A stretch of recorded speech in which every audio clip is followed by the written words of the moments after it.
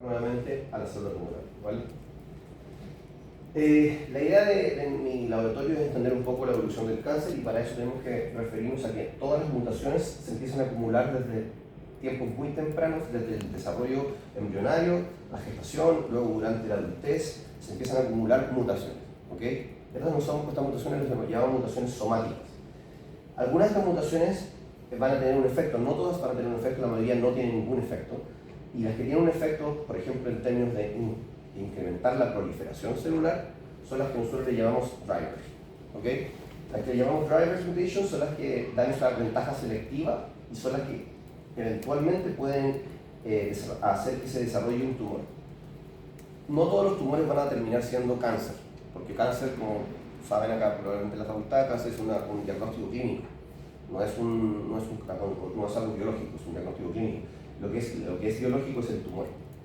Y luego las mutaciones lo que están haciendo, están generando nuevas propiedades para que los tumores se transformen en, por ejemplo, más malignos, que sean más invasivos, o que adquieran propiedades, por ejemplo, con resistencia a la quimioterapia. Muchas veces cuando ustedes les dan quimioterapia, les damos quimioterapia a los pacientes de cáncer, luego de un tiempo estos pacientes tienen la recidiva, que se le llama el relapse en inglés, y eso se debe muchas veces a que existió una mutación que se mantuvo ahí, mantuvo el cáncer resistiendo a la terapia. Entonces, por eso vemos que muchos pacientes responden muy bien, pero luego hacen el relapse 5 años después, ¿vale?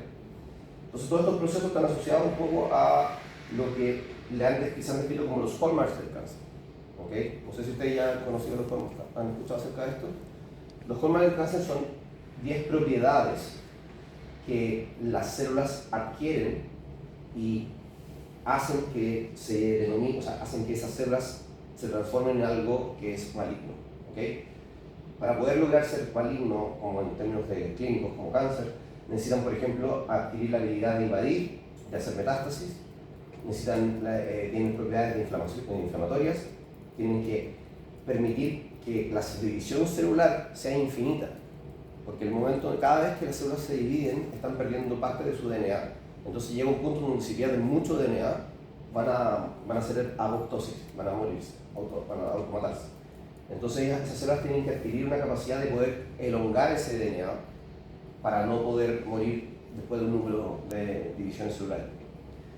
Y bueno, aquí pueden ver todo el tipo de propiedades, otras propiedades que tienen que existir. En mi laboratorio nosotros estamos interesados en dos, básicamente en entender los procesos inflamatorios y los procesos que están asociados a evadir o esconderse del sistema inmune, ¿okay? ¿Por qué sabemos que el sistema inmune importa en el cáncer? En los 90 hicieron un estudio donde inyectaron a dos grupos de ratones. Un grupo de ratón era inmunodeficiente y otro grupo de ratón era inmunocompetente, y le inyectaron, como dije, un carcinógeno y contaron cuántos de esos ratones desarrollaban tumores, ¿okay? Y como pueden ver acá, los inmunodeficientes, este grupo de acá, tiene una mayor proporción de tumores comparados con los inmunocompetentes. O sea, claramente se ve que el sistema inmune está actuando y está previniendo el desarrollo de cáncer, ¿vale? El desarrollo de tumores. Y este estudio, bueno, lo hemos replicado nosotros con gente en el CRIC, que hemos desarrollado, le hemos inyectado carcinógenos a distintos grupos de ratones, y en este caso estos tres de acá son ratones que tienen alguna deficiencia inmunitaria, y estos son wild type, básicamente no tienen ninguna deficiencia inmunitaria. Como podemos ver, son los que tienen menor número, el negrito acá son los que tienen menor número de desarrollo tumoral, ¿vale? Luis, ¿Sí? perdona, ¿esos modelos de inmunodeficiencia son equivalentes o algunos son deficientes? Bueno, claro, el RAC1 es el clásico, que simplemente hace que es el knockout de un gen que no permite a las células T reconocer, o sea, no tienes una células T. El BAF3 realmente no sé qué hace, no me acuerdo, pero el CLEC9A estamos probando en este paper que va a salir pronto, está aceptado ya, y está relacionado con cómo la célula inmunitaria desarrolla la maquinaria de actina del citoesqueleto para poder moverse y reconocer la célula inmune. Entonces, son distintos modelos, entonces hay muchas formas también de generar deficiencias del sistema inmune a partir de eso. Esto a mí me llevó a interesarme un poco también toda esta evidencia, me llevó a interesarme en cuál es el proceso evolutivo asociado a la interacción entre el cáncer, la proliferación y el sistema inmune. Y acá está todo un poco todo lo que he estado trabajando el último año. Podemos ver acá que las células normales de tu cuerpo normal, stem cells, empiezan algún minuto adquiriendo estas mutaciones que les comenté, empiezan a proliferar indiscriminadamente, pero algunas de esas células van a ser highly immunogenic, las de color azul claro, y otras células van a ser poorly immunogenic, ¿vale? Las de color azul oscuro. Las células inmunes empiezan a reconocer estas células y van a eliminar todas las que son highly immunogenic, las que son reconocidas, y va a dejar simplemente a las que son poorly immunogenic. Este es el proceso de inmunoedición, ¿okay? Inmunoediting. Y este proceso lo que hace eventualmente es que permite que las células tumorales sobrevivan en la presencia de un sistema inmune activo, ¿okay? También existe otro mecanismo de adaptación al sistema inmune, que es lo que comentaba un poco antes, descubrir una molécula que inhiba la acción. Entonces uno tiene una sobreexpresión de un gen, o por ejemplo también la mutación en alguno de los genes asociados a la identificación de antígenos, o también el hecho de liberar moléculas inmunosupresivas, ¿vale? Entonces, como podemos ver en esta figura, el cáncer está en constante batalla contra el sistema inmune y está encontrando distintas estrategias para esconderse o para evadirlo, ¿vale? Solo en este minuto, como les comentaba antes, se ha descubierto un par, pero de esas que se han descubierto, solo una tiene una terapia clínica que se está probada, que es la sobreexpresión de PD-L1 o y CD4. Entonces, detrás de esto hay mucho dinero involucrado también porque están tratando de descubrir nuevas terapias de acción contra el sistema inmune. ¿Cómo vamos? ¿Está todo bien? ¿Sí? ¿Vamos? ¿Claro? Esto lo voy a saltar porque esto es no, lo que pasa es que esto fue lo que nosotros descubrimos en el 2018, que si calculamos el ImmuneDN-10, que es una forma de medir la inmunoedición, que se lo voy a contar en el siguiente, podíamos ver que distintos tipos de tumores tenían distintos niveles de inmunoedición. Como podemos ver acá, por ejemplo, el LANC, que es el tumor de pulmón, tiene una inmunoedición muy fuerte. El melanoma también, kidney, riñón, bladder, acá está bladder, también la bladder está acá, tiene una inmunización también bastante fuerte, o sea, quiere decir que el sistema inmune sí está actuando constantemente, ¿vale? Y luego hay otros tumores que o en el inicio o en el origen han encontrado una forma de evadir el sistema inmune, o realmente son, por ejemplo, gliomas que se conocen que son como, ¿cómo se dice? Están protegidos de la acción del sistema inmune por la barrera hematoencefálica, ¿no? Cuando tomamos este valor de inmunoedición, podemos ver que está anticorrelacionado con la infiltración de células T, de CD8, ¿vale? O sea, los tumores que tienen mayor inmunización es porque realmente tienen mayores CD8 y las CD8 son las encargadas esencialmente de la respuesta inmunitaria adaptativa, que es identificar los antígenos y eliminarlos de la población. Y bueno, cuando comparamos esta señal contra los distintos tipos de células que existen, inmunitarias que existen, podemos ver que la señal está asociada principalmente a CD8, no solamente, o sea, esta señal que está acá lo miramos en otro tipo de células inmunitarias y vemos que la principal célula encargada de esta inmunoedición son las células T, las CD8. A mí me gusta este concepto un poco porque el sistema inmune es un mecanismo de selección negativa, ¿okay? Aquí un poco más temas relacionados a la evolución. ¿Y cómo podemos nosotros observar o hacer una analogía respecto a la selección negativa? En los años 40, durante la Segunda Guerra Mundial, había un estadístico, Abraham Wolf, que se encargaba de proponer estrategias de guerra. Y lo que él observó fue que todos los aviones que retornaban de la batalla tenían hoyos de bala o de misiles solamente en ciertas áreas. Por ejemplo, en las alas, en la cola, y nunca se veían aviones con hoyos en esta zona, en el fuselaje principal, ¿vale? Y la razón de esto era que todos esos aviones que habían recibido una bala o un misil en el fuselaje principal, habían sido eliminados y nunca regresaban al campo principal de los militares. Esta analogía, y él se dio cuenta entonces que al contar simplemente este tipo de balas, se dio cuenta que eso, el mecanismo que hay que proteger, en este caso lo que hay que dirigirse, lo que hay que enfocarse, es en esta zona, no en proteger las balas, en las alas o la cola. ¿Se va entendiendo lo mismo observamos ahora cuando nosotros hacemos secuenciación del genoma de las células de cáncer? Cuando secuenciamos las células del cáncer, nosotros usualmente contamos cuáles son las proteínas más mutadas, ¿vale? Son las que tienen más mutaciones. Y nos olvidamos de que al final las proteínas importantes, son las que nosotros observamos que ya no están mutadas. Entonces tenemos una depresión, como una depletion, una falta como comparativamente con otra cosa, una falta de mutaciones en ciertas regiones. Entonces esos son los genes que nosotros queremos identificar, y en este caso el sistema inmune está ejerciendo este efecto, ¿vale? Estos son los antígenos. Todas estas son las zonas antigénicas del genoma. Entonces el sistema inmune lo que está haciendo, está eliminándolas. Entonces cuando nosotros secuenciamos, nosotros vamos a tener regiones del genoma que van a tener menos mutaciones que las esperadas por by chance, ¿cierto? Y ese fue el desarrollo que nosotros hicimos en el modelo que implementé. Mi mayor contribución en este modelo es cómo calcular la inmunodición, que está asociado a eso. Cuantificar la falta de mutaciones en las zonas que son antigénicas del genoma, ¿vale?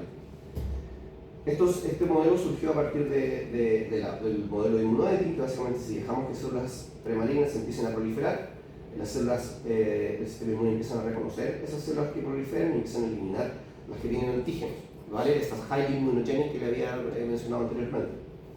Y esas células que entonces empieza a dejar simplemente las células que no tienen antígenos, y esas son las que nosotros llamamos immune edited, son las editadas, ¿vale?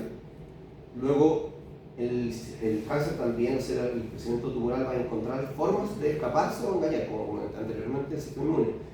Y si logran ese tipo de escape, entonces ahora, esto es lo importante de entender, ahora ya puede adquirir mutaciones en esas regiones antigénicas, porque ya tiene otro mecanismo de escape, tiene otro mecanismo de ocultarse del sistema inmune, ¿vale? Y esencialmente estas zonas de acá son las que son inmunoditadas y no tienen antígenos, o son inmunoescapadas y pueden ser antigen rich. Entonces le hago una pregunta, a ver, ¿cuál creen ustedes? Le hago una pregunta ahí, ¿cuál creen ustedes de que de estos dos tipos de tumores va a responder mejor a una inmunoterapia? Levante la mano el que cree que es el de arriba, el inmune. Levante la mano el que cree el de abajo. ¿Puedes sostener un poquito? Ya voy, igual que no. Apostar por el de abajo, apostar por el de abajo. Vamos a ver el de arriba. ¡Ya, po! Jueguense lado, tengo un Mentimeter ahora para poder. Para que me respondan anónimamente. Bueno, no les voy a responder ahora. Vale. La idea mía era primero identificar que si utilizamos datos genómicos y de secuencias de pacientes, de tumores, podemos identificar entre estos dos tipos de casos. ¿Ok? Porque uno de ellos va a responder mejor a la inmunoterapia y el otro no va a responder a la inmunoterapia. ¿Vale? Todo esto viene del proceso también. A mí lo interesante de esto es que ¿Puedes ponerte el micrófono? Vale. Todo esto es el proceso, todo este proceso que está acá es un proceso evolutivo, esencialmente, donde lo que estábamos comentando anteriormente, la célula tumoral adquiere propiedades, empieza a proliferar más, y todo esto son propiedades genéticas que adquiere. Y Peter Nowell en el 76, él ya identificó que el sistema inmune estaba eliminando células con propiedades antigénicas. O sea, ya este proceso ya estaba descrito, estaba en la mente de los científicos. Entonces, como podemos ver aquí, estas células que están acá están inmunoeditadas o han adquirido un mecanismo de escape del sistema inmune. Esas son las dos posibilidades, ¿vale? Si están inmunoeditadas, no tienen antígenos, por lo tanto, no van a responder a la inmunoterapia, porque el sistema inmune no va a reconocer nunca, ¿vale? Si están escapadas, tienen la posibilidad de responder a la inmunoterapia porque sí van a haber adquirido mutaciones que son antigénicas, ¿vale? Para hacer esta diferenciación entre editada y escapados, utilizando datos genómicos, nosotros utilizamos una métrica que se llama DNDS, ¿vale? Que es la razón entre las mutaciones que tienen un efecto en la proteína versus la proporción de mutaciones que no tienen ningún efecto en las proteínas, ¿vale? O sea, hay dos tipos de mutaciones, las que tienen efecto y las que no tienen efecto. No sinónimos y sinónimos. Las no sinónimas cambian los aminoácidos, cambian las proteínas, cambian la secuencia, y nosotros ahora podemos ir a cualquier región del genoma humano, ¿vale? Y contar. Contamos las que tienen más no sinónimas y respecto a las sinónimas. Entonces esta razón básicamente nos va a dar si existe un exceso de mutaciones, entonces eso nosotros le llamamos selección positiva, o existe un depletion de mutaciones que le llamamos selección negativa. Si nosotros aplicamos esta cuantificación que les comenté antes de ImmuneDNDS, esta cuantificación de DNDS en las regiones del genoma que pueden ser antigénicas, que son el fuselaje principal, como comentaba anteriormente. Ese nunca había partido con ese slide para explicar esto y creo que funciona bien. Y medimos eso, podemos decir, estos pacientes están inmunoeditados, ¿vale? Por lo tanto, a estos pacientes no les va a servir la inmunoterapia que le estamos dando, porque el sistema inmune no va a reconocerlos nunca. Ya hizo el trabajo el sistema inmune, el cáncer ya se adaptó, ¿vale? Y esto lo probamos, obviamente. Bueno, después volvemos ahí. Bueno, lo voy a mostrar. Mira. TMB es Tumor Mutation Burden. Entonces, este es un marcador que está descrito y está aprobado por la FDA para determinar si un paciente se va a beneficiar o no se va a beneficiar de la inmunoterapia. Y como podemos ver, el marcador funciona bastante bien.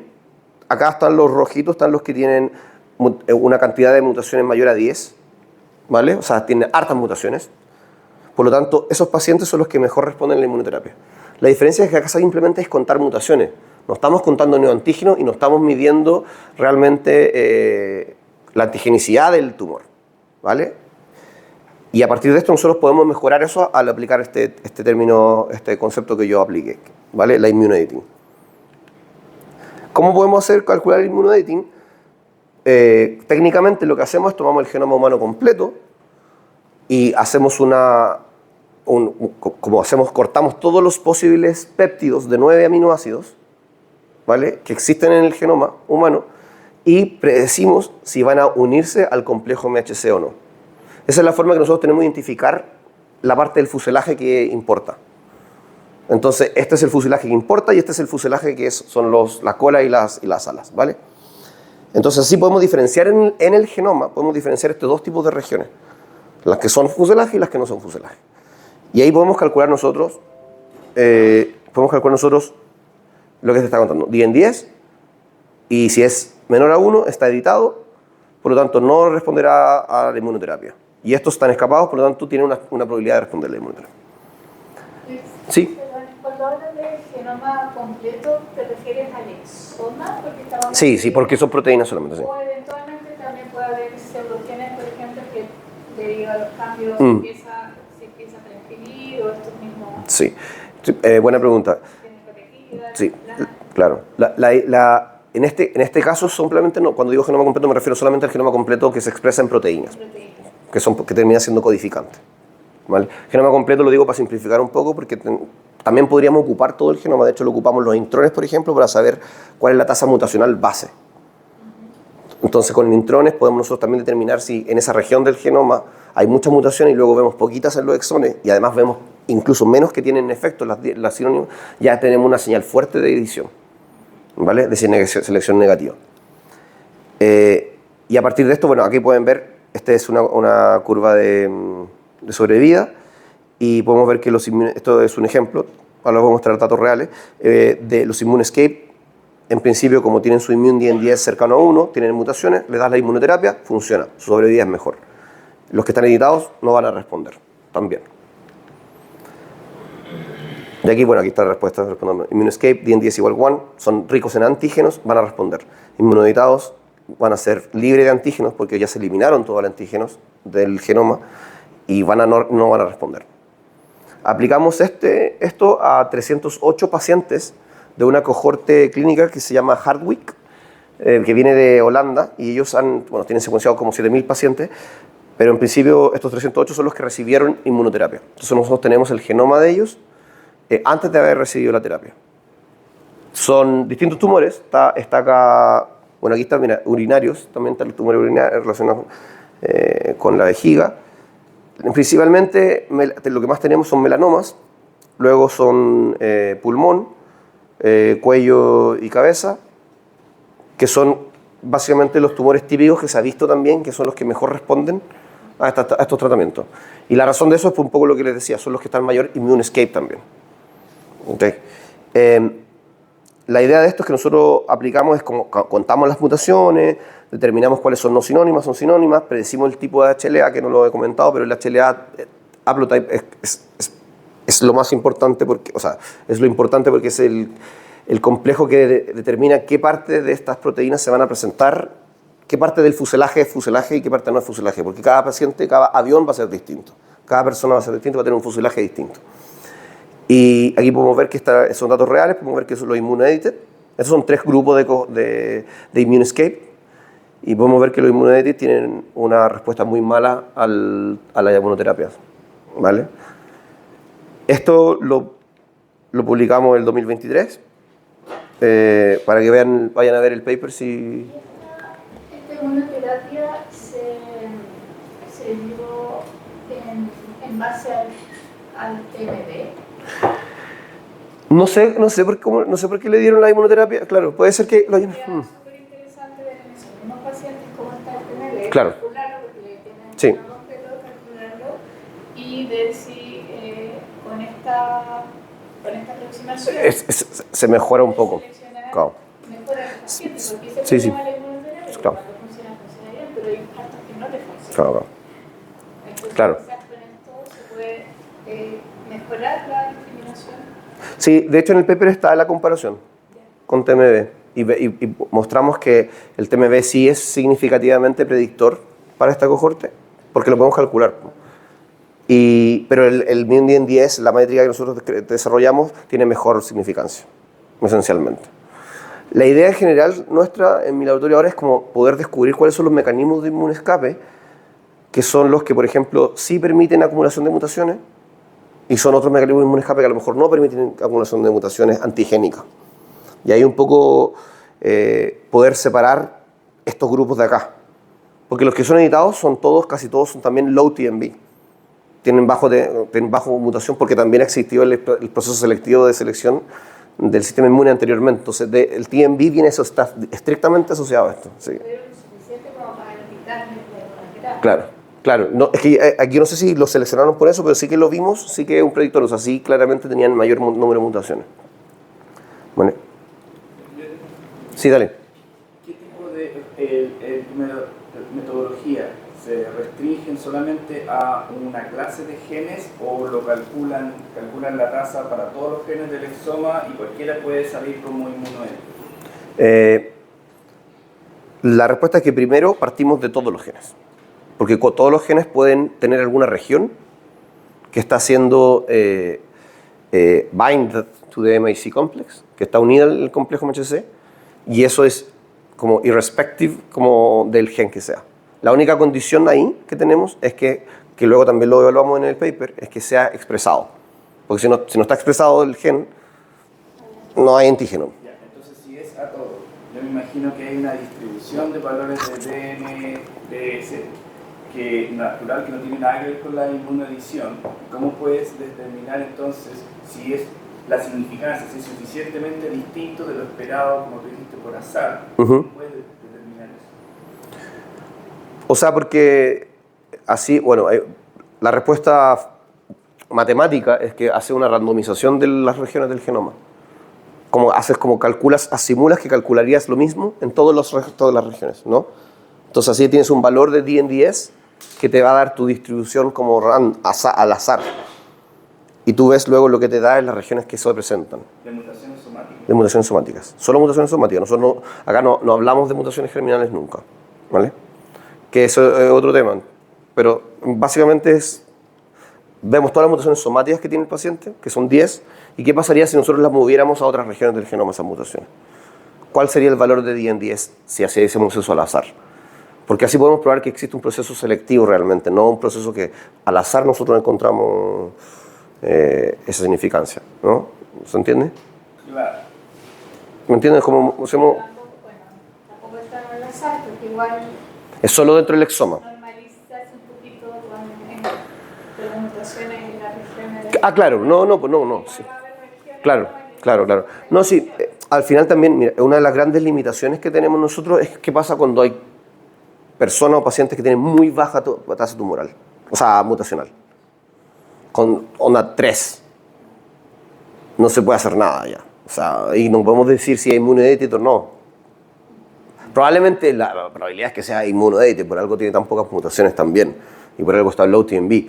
Pero la gran limitación de nuestra métrica es básicamente que necesita un número suficiente de mutaciones que al menos 10 o 8 en el inmunopeptidoma. Lo tenemos calculado también en el paper un poco el poder predictivo que tiene, en ese sentido. ¿Tiene un grupo de genes o un gen en particular que sea Lo busqué, para los distintos tipos de cáncer? Porque me imagino que la biología, a lo mejor hay genes compartidos que escapan, ¿no? Sí, pero diferentes. lo que pasa es buena pregunta en el sentido de que combinan, hemos estudiado en otro paper, digamos que hay ciertos genes que ya en el cáncer son mutados recurrentemente. La TP53, no sé, hay el BRAF, distintos genes. Entonces, lo que estudiamos en el paper siguiente, que no voy a tener tiempo para contárselos, pero lo pueden también buscar, es que cuando estás editado, la distribución de mutaciones en los genes que son drivers, la distribución cambia. Entonces, por ejemplo, en los editados tienes mucho más hotspots. Cuando son escape, puedes mutar cualquier parte del gen, ¿vale? En los genes drivers. Porque, ¿qué pasa? Existe un trade-off entre oncogenicidad, que se le llama, e inmunogenicidad. O sea, una mutación puede ser oncogénica, quiere decir que está incrementando la proliferación celular, está generando el cáncer, pero al mismo tiempo puede ser inmunogénica. Quiere decir que está siendo identificada por el sistema inmune. Y ese trade-off se ha estudiado y básicamente lo que identificamos nosotros es que pasa eso. O sea, si el sistema inmune está activo, existe cierta preferencia por ciertos sitios de los genes drivers en general. Lo probamos ahora recientemente con otro paper que estamos escribiendo y que está terminando ahora, estamos con Hazel, que esta es una cohorte de pacientes con tumores gastrointestinales, ¿vale? Tenemos dos grupos, o sea, tenemos una cohorte de 24 pacientes que son immune escaped y una cohorte de 32 pacientes que son immune edited. Entonces, de nuevo, el grupo A1, creo que el A1 es el que se le dio la droga que corresponde, la inmunoterapia, y el grupo A3 es el que es el placebo. Entonces podemos comparar ahora realmente qué grupo se beneficia, ¿no? Si el A1, el A3 de los escaped, el A1, el A3 de los edited. ¿Vale? Este paper lo tenemos ahora, estamos terminándolo. Y bueno, acá podemos ver un poco las características de esta cohorte. Cada línea así es un paciente. Y acá podemos ver que el immune status es immunoedited o immunoscaped. Podemos ver qué tipo de ARM está, si es el A1 o el A3. Qué tipo de tumor primario es. Aquí tenemos dos. OG junction, ¿qué OG? Es el esofagio, la unión entre el esófago, ¿no? Sí. Entre el esófago y el estómago. Ya, sí, exacto. Es como la cosita que cae al medio. Ya. Ese es la OG junction, son los tumores, son pocos esos tumores en general acá. Luego tenemos el esófago y el estómago, básicamente. Y si tienen o no tienen metastasis al hígado, ¿vale? Y también, bueno, historia de smoking y el RECIST score, que es un score que se aplica para determinar si un paciente respondió o no respondió al cáncer. Que no sé, ustedes probablemente en clínica, en la parte médica, conocen ese valor. Bueno, lo comparamos este valor y aquí podemos ver las curvas de sobrevida también para este tipo de grupos. Este es el grupo déjame ver, este es el grupo que edited, estos son los edited, o sea, los editados, con el tratamiento en rojo y con el placebo. No hay diferencia entre los editados, entre placebo o tratamiento, ¿cierto? No hay diferencia. Pero los escaped, los que recibieron el tratamiento, ¿vale? Son los que tienen mejor sobrevida comparados con los que no reciben tratamiento, con los que tuvieron placebo. O sea, estamos probando acá también que nuestro predictor sí también hace una diferencia para poder, positiva, digamos. O sea, si ya eres escaped, dale el tratamiento, juégatela, ¿no? O sea, y eso lo vamos a publicar ahora pronto con Jason. ¿Sí? ¿Pregunta?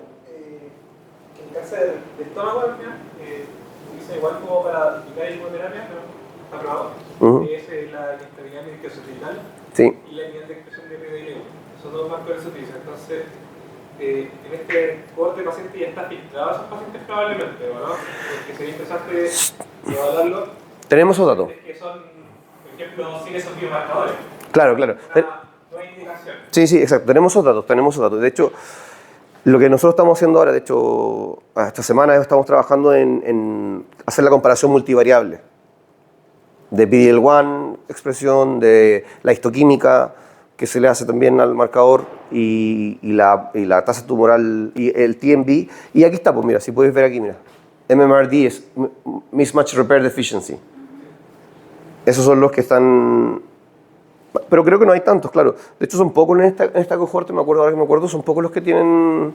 Están categorizados como Mismatch Repair Deficiency. Por lo tanto, debiesen tener pocas mutaciones porque ese es el otro marcador. Pero sí, tenemos esos datos y también lo hemos comparado con el escape, not escape, edited status. Sería, o sea, Es que es súper interesante si estos pacientes recibieron la terapia en base a las indicaciones de la FDA. claro. ¿Por qué? Porque sí podría identificar a estos pacientes que no están respondiendo en base a esos marcadores. Eso es lo que están aprobando. La idea es que un poco ahora con este paper también demostrar, claro, como el valor por sobre que tiene esto, por sobre TMB y por sobre Mismatch Repair Deficiency, que son los biomarcadores que están aprobados, ¿cierto? La gran gracia de esto es que está basado en un principio evolutivo. No es simplemente un gen mutado o la sobreexpresión de algo que identificamos al azar. Eso, perdona, pero podemos conversar. Sí, sí, sí. ¿Hasta qué horas tenemos? Hasta la 1. Tumores, la inmunoterapia, distintos cánceres, la inmunoterapia tiene distintos marcadores. O sea, el PDL1, como siempre, ¿no? Tiene que expresarlo, pero también en algunos funciona mejor el NSI, Claro. está bien en satélite, y en otros funciona mejor el TMB. Claro. Entonces, no es solamente el número de mutaciones Claro. que tiene. Entonces, De hecho, lo otro interesante de eso, es que, por ejemplo, en esta cohorte nosotros veíamos el TMB y va a depender mucho del pipeline que uno ocupe, el valor de mutaciones que encuentres. Por lo tanto, no está normalizado el valor de TMB. La FDA dice más de 10. Pero, ¿qué pasa si todos tus pacientes tienen más de 10 porque tu pipeline te dio... Porque analizan mucho. Por ejemplo. Exacto, entonces como el mutational verde no está normalizado por nada, es simplemente un número, acá por lo menos tenemos esta razón entre las mutaciones observadas con las esperadas. Y eso nos permite ser un poco más robustos respecto al valor. Los rangos son de 0,8, 0,9 en 1, no sé, o sea, ¿me entiendes? Como son más acotados a decir 100, 1000, es mucho más acotado. Y bueno, un poco cuáles son los mecanismos de immunoevasion que nosotros estamos identificando. Esto lo buscamos también en la cohorte del TCGA, que son datos de exoma de 10.000 pacientes. Y lo que decimos, ya busquemos ahora simplemente dentro de la maquinaria de presentación de antígenos si hay genes que están seleccionados positivamente. ¿Qué quiere decir? Que genes asociados a la presentación de antígenos que tienen más mutaciones de lo esperado, que son mutaciones recurrentes. Y bueno, podemos identificar acá que mutaciones en la HLA, HLB, B2M y HLC. Esos 4 genes son los componentes principales del complejo MHC. Entonces, claramente, mutaciones que hacen que el complejo MHC deje de presentar eficientemente antígenos son mutaciones que están recurrentemente seleccionadas en la población. Y eso también podría servir como un biomarcador también si queremos determinar escape. Vamos a mirar mutaciones en esos genes directamente. Mutaciones somáticas que estén haciendo principalmente truncating acá. ¿Ya? Ricardo, ¿cómo lo hacemos? Pues son la 1. Yo sigo 15 minutos, vale. Lo que comentaba anteriormente, podemos ahora separar las cohortes de los grupos en TCGA, entonces decimos, ya, estos son todos edited, basados en nuestra métrica, y estos son escape. ¿Qué pasa con los genes ahora que están recurrentemente mutados? ¿Cuáles son los genes que están seleccionados positivamente? Y acá podemos ver que cuando uno separa la cohorte entre edit y escape, empezamos a identificar nuevos genes del cáncer o, digamos, genes asociados solamente a un grupo u otro, que era un poco lo que estábamos preguntando antes. Y aquí vemos que, por ejemplo, ya hay genes que son universalmente mutados entre los dos grupos, pero hay otros genes que están específicamente mutados en uno de los grupos. En el azul son los edited, ¿vale? Y acá podemos ver que, por ejemplo, VHL, GNA11, GTF2, esos genes están mutados específicamente en los edited, y hay otros genes que están específicamente mutados en los que están escape. Ya, básicamente, y esto es interesante porque está relacionado con un poco con lo que decía antes, que es la oncogenicidad y la inmunogenicidad. Probablemente estos genes que están acá, que están mutados en los, son edited, estos genes son bastante inmunogénicos. O al revés, ¿no? Siempre me confundo. Pero están asociados a los niveles de inmunogenicidad, básicamente, que traen, la cantidad de mutaciones que traen en el gen, ¿vale? De antígenos. Lo que comenté anteriormente, que decía, acá podemos ver el gen del el IDH1. En los editados hay un hotspot. Solamente se permiten mutaciones en esa zona. No se permiten mutaciones en otras partes del gen, o sea, al azar, ¿cierto? Obviamente que existen, como podemos ver acá. En cambio, los escaped, ya el número de mutaciones puede estar distribuido a lo largo del gen y generar un gen driver, generar el cáncer. Y eso lo testeamos con el Lucy. Publicamos el paper el año pasado, comparando un poco la proporción o los genes, cuáles son los genes que están diferencialmente mutados entre edited y escape. Y bueno, esta para terminar un poco de la primera parte que tenía pensada, era, bueno, el resumen. La selección del sistema inmune genera tumores o clones que están editados o escapados, ¿vale? Podemos medirlo utilizando la herramienta bioinformática que desarrollamos en el laboratorio. Los pacientes escape tienen una mejor respuesta y una mejor progresión, una mejor respuesta y progression free survival después del tratamiento de la inmunoterapia. Nos hemos dado cuenta que existen múltiples mecanismos de immunization, o sea, podemos mutar, no sé, HLA, podemos mutar HLV, podemos mutar HLC, y también podemos hacer otro tipo de formas, no simplemente la sobreexpresión de PD-1 o PD-L1, que es lo que se ha descubierto. Entonces hay otros mecanismos de immunization también. Y bueno, y que el immunization, bueno, modela un poco cuáles son las mutaciones que se permiten y no se permiten en los genes, ¿vale? O sea, si está editado o está escapado, tenéis dos formas distintas de acumular mutaciones.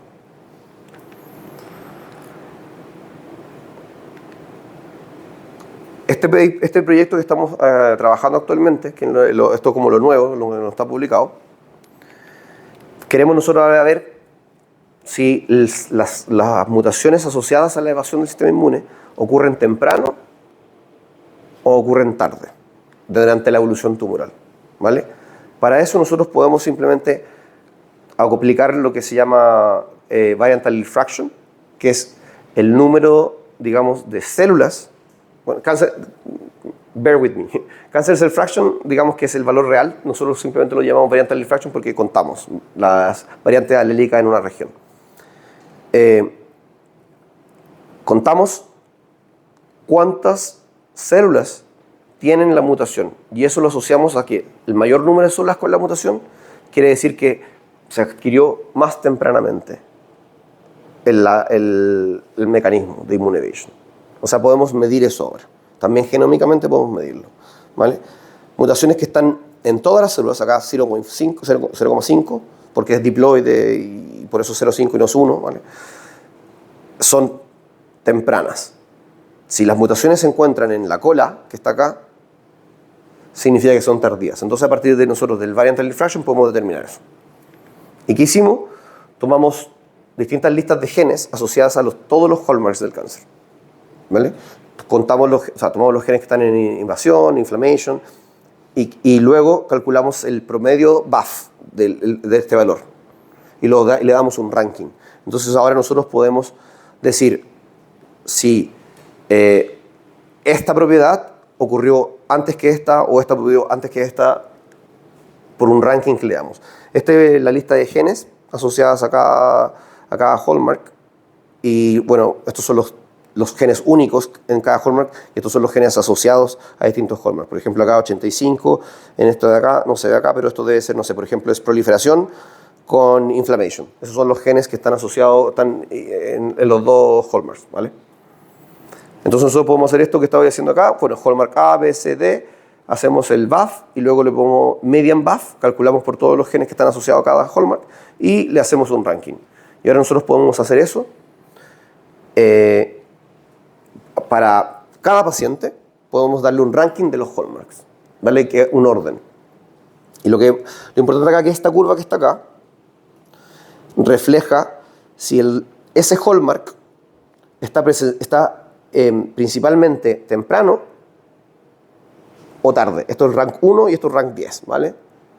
Entonces, por ejemplo, angiogénesis, vemos que es un hallmark que se adquiere tempranamente.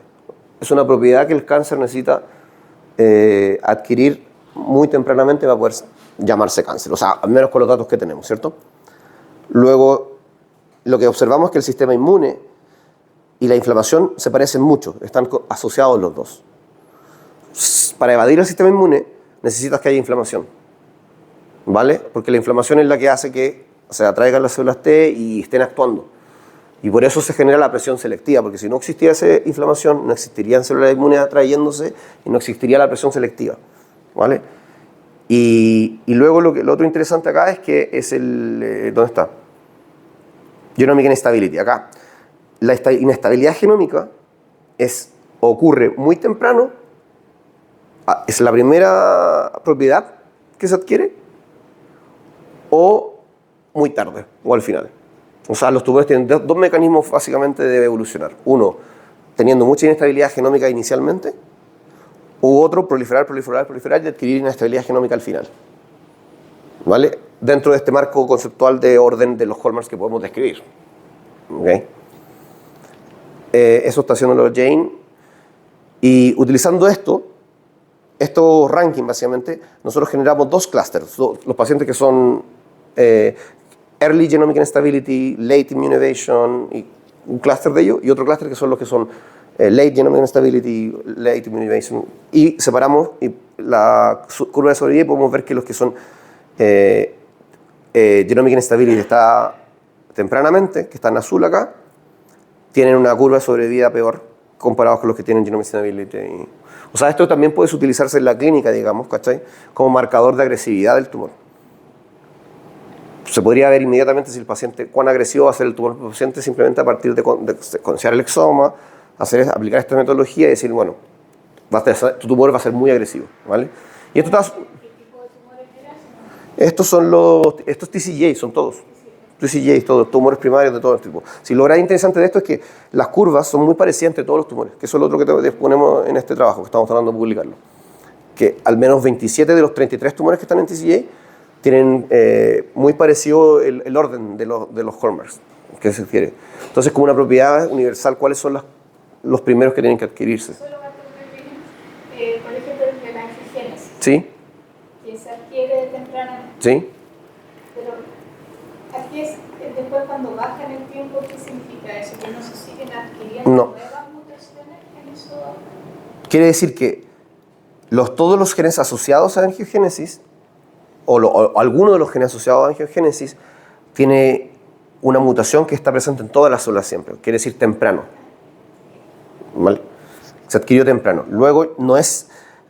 Este básicamente es cuando nosotros calculamos cuántas veces me aparece en ranking 1, cuántas veces me aparece en ranking 2, cuántas veces me aparece en ranking 3. Entonces podemos ver que angiogénesis la mayor cantidad del tiempo nos aparece en ranking 1. ¿Vale? Eso tiene que ver con o sea, es un estimador del número de células, pero en realidad la frecuencia alélica de bulk, ¿cierto? Sí, pues sí. No es single cell. No, no. Lo ideal sería poder hacerlo después, validarlo con single cell también, y también hacer la separación real de la purity, porque la gran crítica de esta metodología que hay es que tenemos dos grandes, muchas cosas que hablamos en el curso de hecho, que afectan el cálculo de variant allele frequency. la pureza tumoral, digamos cuántas células tumorales existen ahí, si están copy number status, si está variado, artefactos de FFPE. Ahí tenía un montón de cosas que pueden afectar la estimación de esto. Por eso fue tan sorprendente, de hecho, ver tanta consistencia en los patrones. Porque no esperábamos ver eso, como que hubiese tanta recurrencia si es tan sucio el valor en sí. Bueno, estamos tratando de publicar eso todavía y creo que vamos a terminar con eso. El último, bueno, esto es el resumen un poco de esta última parte también, que o podemos ocupar variante allele frequency como un surrogate del tiempo en donde se adquirieron las mutaciones en distintos hallmarks. La inestabilidad genómica la encontramos que ocurre al principio o al final. Y eso determina también la agresividad, ¿vale? Y luego inflamación y evasión ocurren, siempre están juntos los dos cuando lo observamos, ¿vale? Y después les cuento otras cositas. Así que quiero mostrarles el último slide ¿dónde está? Del laboratorio. Sí, eso, prende la luz.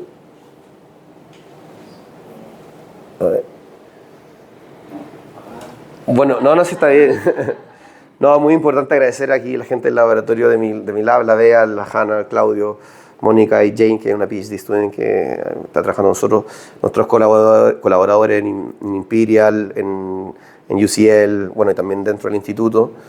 Y ojalá también aquí pongamos Chile, con los colaboradores acá en Chile también, para trabajar juntos y poder hacer que todo este trabajo llegue también a la clínica chilena, a la práctica médica en Chile. Y gran parte de mi objetivo que estoy acá ha sido este mes, tratar de conversar con múltiples actores asociados a la oncología, a la medicina de precisión y un poco contarles lo que yo quiero hacer, o sea que estos biomarcadores, estos estudios podrían realmente llevarse a la práctica, ¿vale? Y la gracia de eso es que colaboremos y trabajemos juntos para que eso se realice, porque si no, ¿para qué estudiamos? ¿Vale? Así que eso, muchas gracias.